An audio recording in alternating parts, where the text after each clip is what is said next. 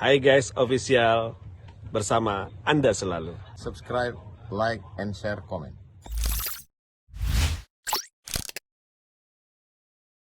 Assalamualaikum guys. Nah, sekarang sore ini kita berada di Pulau Gili Trawangan. Bersama kita ada Coach Steven, Assalamualaikum. ada Tuan Guru Ustadz Saman, ada Tuan Guru Dr. Zaki, Assalamualaikum. ada Tuan Guru Dr. Heri. Nah, sore ini kita ingin mendengar satu usaha yang dibuat oleh Coach Steven. Ada usaha beliau yang sangat unik. Dia ini punya kafe, ya, kedai kopi lah. Nah, yang uniknya orang boleh datang ke sana, minum sepuasnya, bayar seikhlasnya. Nah, kita ingin bertanya ke Coach Steven, gimana konsep ekonominya gitu? Ya, gimana? Ya, manajemen kafenya tuh sebenarnya simpel sih ya. Jadi dari manajemen kebun, aku kebun itu nyontoh kebunnya Usman. Jadi kalau sebenarnya gampang nih, ini prinsip dasar kita mau bisnis, pasti kita nyari benchmark. Contoh, di mana sustainability-nya atau daya tahan bisnisnya itu tinggi, kita contoh dong. Sistem kebunnya Usman Ibnu Affan itu 1400 tahun kan, Iya. nggak bangkrut. Ada lagi yang lebih hebat dari itu? Nggak ada. Jadi sistem yang dilakukan Sistem kebunnya Usman, lalu sistem manajemennya punya Abdurrahman bin Auf juga. gimana? Ada satu sistem manajemen yang juga nggak pernah bangkrut maksudnya sampai hari ini, dan daya tahannya tinggi, sustainability-nya sangat tinggi. Dan bayar seikhlasnya itu sebenarnya jasa brewingnya, karena kopinya udah kita sedekahin. Oh gitu. Jadi brewingnya, nah nanti orang bilang, karena bayar seikhlasnya main tubruk-tubruk aja nih. Enggak, kita pakai standar SCA, Specialty Coffee Association dari Amerika. Jadi brewingnya juga dengan cara yang benar. Even orang mau bayar 2.000 ya, tetap kita brewing dengan cara yang baik. Yang bayar tadi itu yang $100. Iya. Ada ya? Ada 1,5 juta, ya brewingnya sama, proper, dengan cara yang baik. Dan mereka menghargai kopinya memang, ya alhamdulillah, karena kita ekspor juga hari ini. Punya ini apa namanya? Kebun kopi. Awalnya tuh punya kebun kopi, jadi jual mobil istri. Aduh, sedih banget tuh jadinya. Berangkat dari 800 pohon. Iya. Dan hari ini alhamdulillah Allah udah titipin 240 hektar untuk kita kelola. Masya Allah. Dengan sistem kebunnya Usman Ibnu Affan, tanpa manajer, tanpa mandor, tanpa kepala kebun, tanpa kepala gudang, tanpa kepala logistik. Jadi pas panen langsung bawa aja. Panen, saya ekspor, ini 3.000 orang, ini saya punya duit 10M misalnya, jadi kita bagi rata. Jadi mereka dapat berapa, aku dapat berapa, sama. Persentase ya? Sama. Iya. Dan itu ternyata lebih aman. Jadi aku perlu ada manajer. Ada yang tidur-tiduran, teman yang tegur, kan sama duitnya, kamu tidur. Dan alhamdulillah. Mereka nggak merasa karyawan. Betul, semua ngerasa ownership-nya ada, memilikinya ada. Sistem itu yang dipakai ruang makan Minang. Nah, tuh. Makan. Aku nggak bikin sistem, orang nanya sistemnya bikinnya gimana, enggak. Mendingan main ke Padang tuh. Orang jalanin udah lama. Nah kalau mau lihat lagi, Tukang parkirnya pun dapat bagian. Iya. Nah itu kan sebenarnya juga, ya ujungnya di sana dengan Usman Ibnu Affan gitu. Sama. Jadi pertama membuat kedai kopi itu di mana? Di garasi rumah yang saya sewa. Oh gitu. Modal kecil lah cobain. Berapa tuh modal pertama? Modal pertama 40 jutaan lah. Tahun berapa mulainya, Kos? 2018 di garasi rumah yang kita sewa. Udah bikinnya di situ, di rumahnya kita roasting, di garasinya kita jualan kopi. Sekarang aset alhamdulillah udah hampir 25 miliar. Iya, so. Dan jalan begitu aja udah. Sudah. Anak-anak muda sekarang kalau mau buka usaha yang prospek kira-kira apa? Yang prospek adalah yang mereka tekuni dan mereka kuasai. Kadang-kadang orang tuh bisnis cuman ikut-ikutan. Wih, orang jualan kue apem, ayo jualan. Padahal dia nggak tahu cara bikinnya, bahannya apa, bagaimana biar enak. Kalau kopi tadi memang Coach Steven menguasai kopi. Nggak sarjananya di situ juga sih. Cuman menguasai ya. Iya, aku pikir kalau mau jalanin sunnah kan kebun nih. Kalau suruh nanam kurma aku nggak tahu. Paling gampang kopi mungkin ya waktu itu kayak kepikiran. Ya sekarang kan juga ada kita bikin wisdom tuh mengantisipasi kampung muslim yang beternak babi. Nah kan nggak bisa kita ceramahin babi itu haram, najis apa. Kita kasih solusi kan. Nah aku lah punya sekarang wisdom wisata domba. Mas Andi udah kesana nih. Jadi aku piarain domba, aku pelajari, piara, oh tahu cara perkembangbiakannya, aku tawarkan. Mereka berhenti tuh piara babi, ganti domba. Dan sistemnya bagi hasil lagi. Setahun 1 ekor domba bisa 4 anak. Masya Allah. Alhamdulillah. Dan kampung-kampung babi itu tereliminasi dengan ini sebentar lagi Instagram aku habis lagi nih kayaknya nih. Karena pertama kali program ini launching, Instagram utama hilang. Coach Steven ada buat training untuk anak-anak muda. Iya kadang-kadang, tapi di desa-desa. Berapa pesertanya? Sedesa. Sedesa biasanya lebih intensif kayak 3 bulan di situ. Perlu Ustaz Andi kumpulkan anak-anak muda buat training. Iya. Berapa hari biasanya? Oh nggak bisa berapa hari, harus terus berkesinambungan. Jadi dampingi, ajarin mereka. Karena kan kadang-kadang, wah ini major saya ini ekonomi, oh major saya ini bengkel, oh saya ini tukang benerin radio. Enggak, saya sarjana ilmu komunikasi juga nggak nyambung kan. Ke kopi ya? Iya, ke kopi ataupun ke domba kan nggak nyambung. Cuman kalau memang wajada-wajada. Tapi dengan domba kan juga perlu ada komunikasi yang baik. Aduh bahaya. Ngeri. Udah akhir tahun domba. Belok dikit gawat. Didit ya tadi ya. Enggak apa-apa kan memang Emang iya sih. banyak yang beranak. Domba ya benar. Ya. Harus pandai memeliharanya supaya anaknya banyak ya. Iya. Cuman itu sih Ustadz, aku paling ikhtiarnya sekarang kan banyak kan nggak main di kotaku, di belakang-belakang ngeberesin yang kecil-kecil inilah. Aku pikir nggak ada asatid yang kesana, ya udah kita ke sana ya. Dan dari sana alhamdulillah sekarang kayak plasma domba kita tuh untuk satu plasma grup ya, dia udah 1.200 ekor di sana. Awal dari 300 ekor. 300 ekor. Kalau tanah 1 hektar itu dombanya bisa berapa ekor? Kandang mungkin ya. Kita bicara kandang, 1 ekor domba itu efisiensinya 1,5 meter persegi sampai 1,8. Dia mesti dikandangin terus. Iya, Bukan dikandangin. dilepas gitu bukan. Nanti dilepas itu ada fase sebelum beranak. Jadi ada fase kawin, nanti terus fase hamil 5 bulanan. Nah, nanti habis dia beranak, selesai dia nyusuin pos di sapi, kita lepasin lagi. Nanti baru masuk ke kandang, kawin lagi. Pemasaran gimana? Pemasaran domba alhamdulillah nggak ada sepi-sepinya. Orang nggak tahu. Nggak ada sepi-sepinya. Kita aja kurang supply. Di mana? Ini kita Kalau- tes di Garut sih. Di Garut. Kalau untuk Sumatera gimana cuacanya apa bisa? Bisa, itu kan bisa disesuaikan. Karena kan bentuk kandang juga kita sesuaikan. Jadi kandangnya mau modern. Kandangnya modern. Tapi sistem ternak dombanya yang dari dulu dari Rasulullah, dari sahabat. Bibitnya? Bibitnya banyak sekarang. Aku pakai bibitan kayak ini kan pakai Garut, terus pakai Dorper sama F1. Ya udah, kita main di situ aja pembibitannya. Yang penting bukan domba yang buat hias itu ya, domba yang pedagang. Bukan domba ya. Aduh domba. Ramai Rama dong. Bang, ya, Dan bukan pula kambing hitam ya. Tapi domba Terus ini nih, yang itu kan malah mahal ya kok. Iya, Baru oh itu punya mahal. setahun, ya. Satu ekor bisa 100 juta, 200 juta.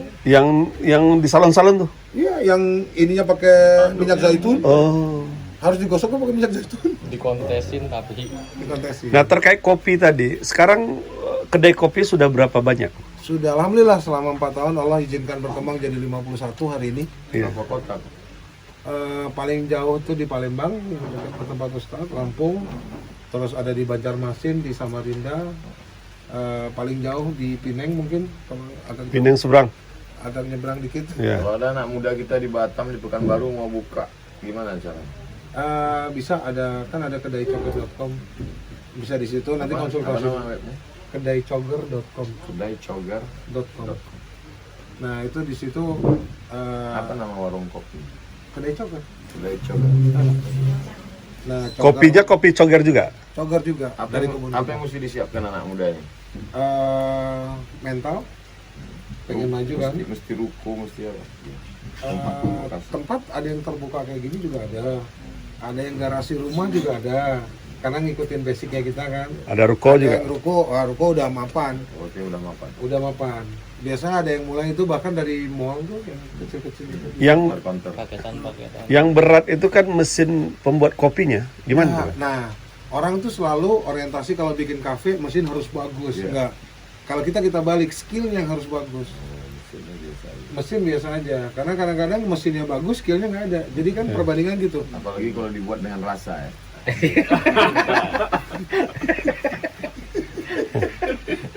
Iya pakai rasa lah. Apa keajaiban yang Coach Steven rasakan selama menggeluti bisnis ala Rasulullah? Daya tahan bisnisnya itu tinggi. Kita mau nggak percaya, saya buktikan sendiri. Artinya gini Ustaz, pandemi semua orang goyang. Ya kan, tadi kita cerita sampai tukang rujak aja sendiri kena efeknya. Karena karyawan kan nggak masuk kerja, ya nggak ada yang makan rujaknya. Selama pandemi ini Allah izinkan saya nambah 19 unit usaha. Malah bertambah. Tambah. Saya nggak ada pengurangan karyawan, nggak ada pemecatan, nggak ada yang karyawannya jadi Senin Kemis, nggak ada, gaji pemotongan nggak ada, THR penuh, bonus penuh. Kenapa tidak berefek ke bisnis kopi? Bukan bisnis kopinya sih sebenarnya. Kalau bisnis kopi kan kita dapat mesin orang juga, ada yang kedai orang tutup.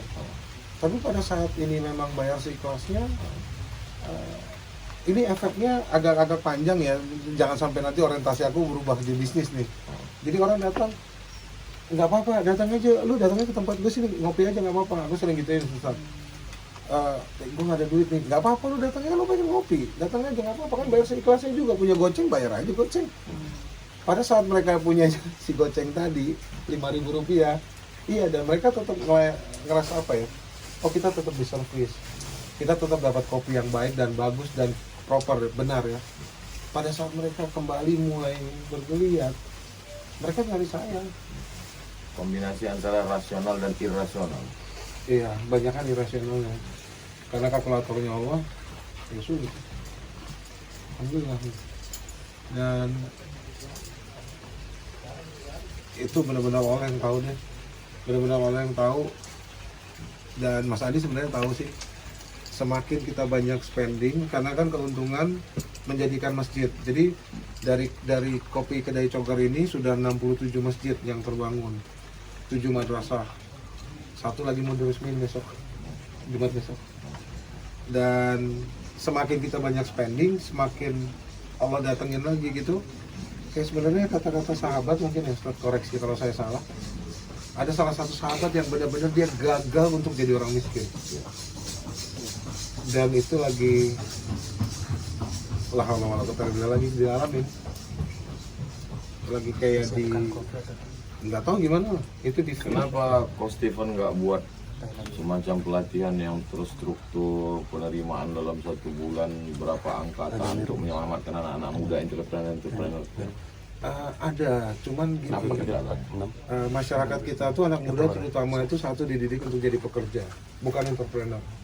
Walaupun lebih mereka suka jadi karyawan, betul, kita enforce mereka untuk jadi entrepreneur, nggak ada semangat. betul. Itu yang Dia maunya berangkat pagi, pulang sore, pakai seragam, ada yang merintah. Ini kerja apa dikerjain?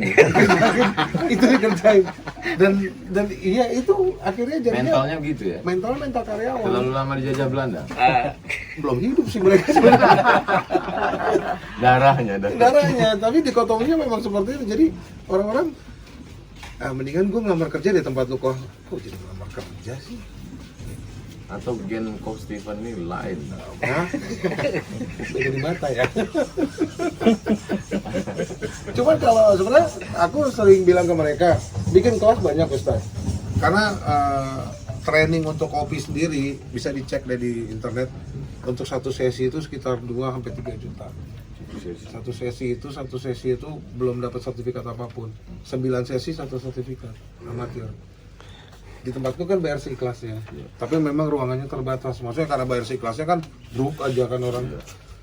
Pandemi Covid nggak boleh sama kementerian, adalah. Nggak boleh rame-rame.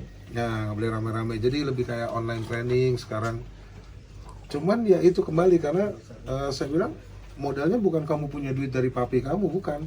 Mental kamu sendiri untuk mau nggak jadi entrepreneur dan punya mental entrepreneur nggak, atau jangan diomelin orang. Yang pertama kali dibangkitkan mentalnya ya. Mentalnya ini yang lebih butuh ustadz-ustadz untuk mengisi mentalnya. Kalau kita kan lebih kayak pelatihan ya. Tapi sekarang banyak juga masyarakat kita yang trauma dengan ustadz. Karena mentalnya dirusak ustadz.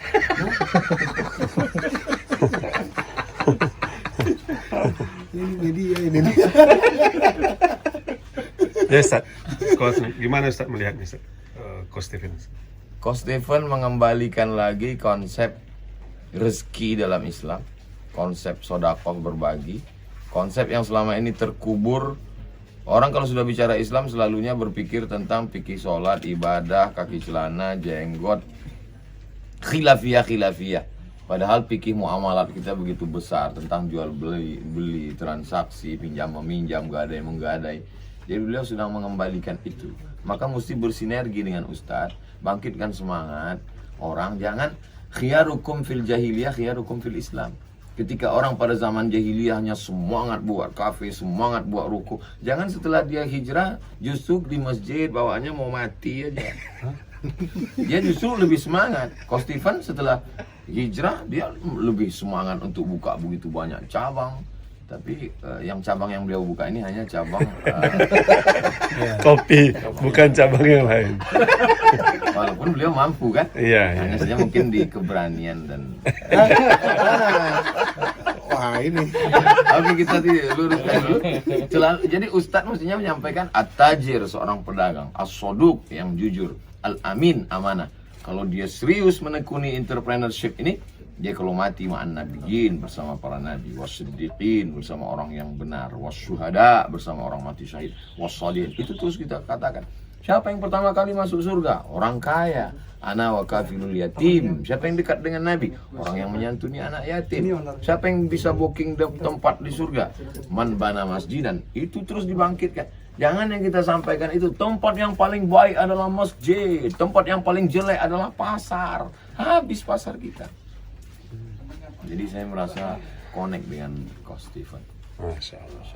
Dan sebenarnya beliau pernah nyampein sih, Nabi itu Allah itu lebih menyukai mereka yang berdagang dibandingkan nongkrong di masjid ya. Gimana sih Bang? Al-mu'minul qawiyyu, seorang mukmin yang kuat secara finansial, fisiknya, hartanya, imannya, khairun, lebih baik, wa ahabbu ilallah, lebih dicintai Allah, minal mu'minid dhaif, daripada mukmin yang lemah. Selalu dikambing hitamkan tasawuf. Orang tasawuf itu meninggalkan dunia, hanya berpasrah, tidak mau berusaha. Imam Junaid al-Baghdadi, induknya ulama tasawuf, dia punya ruku, jual pakaian.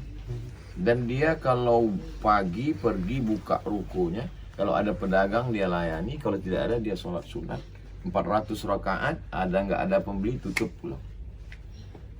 Jadi dia tidak mengunci dirinya di rumah, dia tetap ke pasar. Supaya apa? Supaya nanti dia tidak dituntut di hadapan Allah. Apa yang sudah kau lakukan dengan kaki, tangan, otak, jantung, darah untuk berusaha mencari rezeki Allah Subhanahu wa taala. Dan Coach Stephen mengamalkan itu, kita malu.